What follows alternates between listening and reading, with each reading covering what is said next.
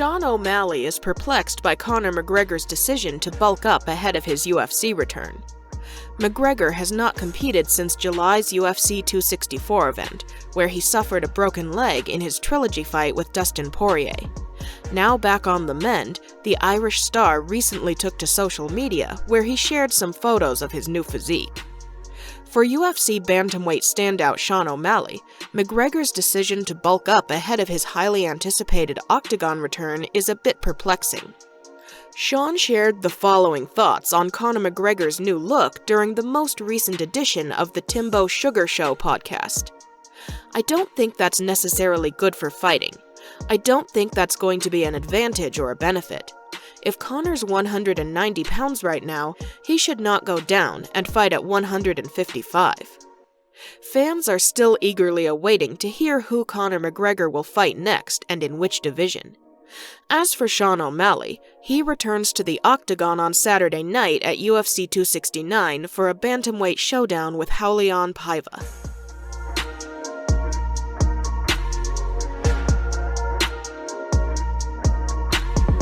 Last week, the UFC officially cut off former lightweight contender Kevin Lee from the organization.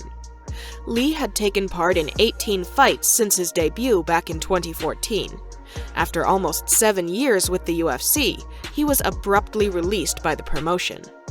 Lee seemed shocked and displeased with the decision, as well as the way it was handled by the UFC. He vocalized his disappointment while talking on the MMA Hour last week.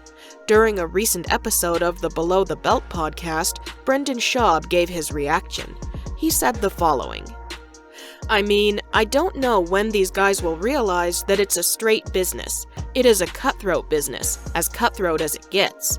Professional sports are like that. When I retired, I got an email. I got an email that said, "Cool, just so you know, if you ever come back, we still own your ass." That's all I got.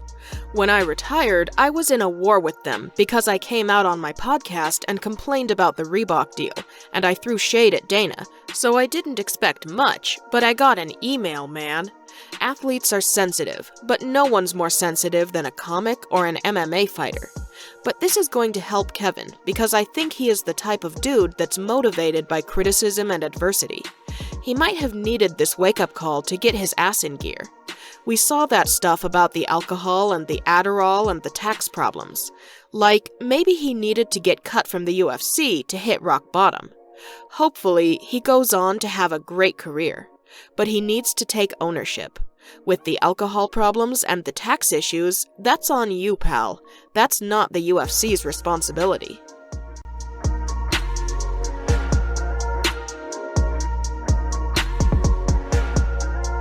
Tyron Woodley agreed to step up on short notice to rematch Jake Paul at the Showtime Boxing pay-per-view event on December 18th in Tampa after Tommy Fury was felled by illness and forced to withdraw. But that doesn't mean Woodley's showdown against Dan Hardy is off the table, according to Hardy.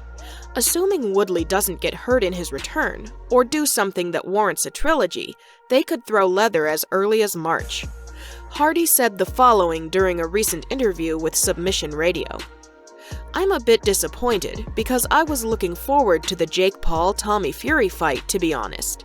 But I'm glad that Tyron's getting his rematch. It's a second opportunity that he may not have got otherwise.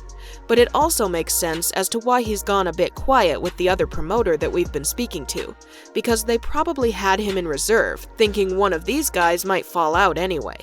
But the fight that we were talking about is in March, so there's still time to make that happen. I'm talking with One Championship as well at the moment, as well as another organization which has contacted me. So I've got a few options."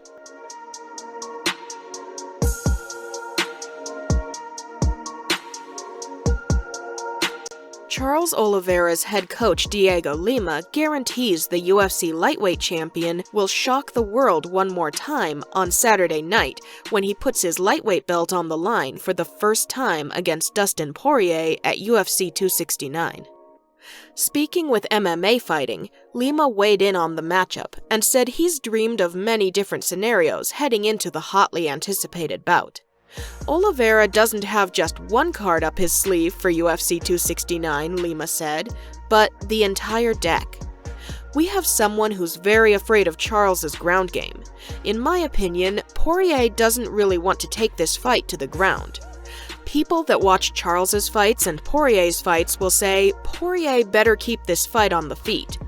Oliveira is so ready on the feet and on the ground that I've dreamed of both. I've dreamed of him landing a hard one and Poirier getting soft and going down, and Charles finishing the job with some ground and pound until the referee pushes him away. I've also dreamed of Charles adjusting a tight position and Poirier getting purple, red, yellow, and then tapping. Honestly, I've dreamed of both things because I know Charles has what it takes to do both things. That's the reality. One thing is for sure, this fight won't go to the judges.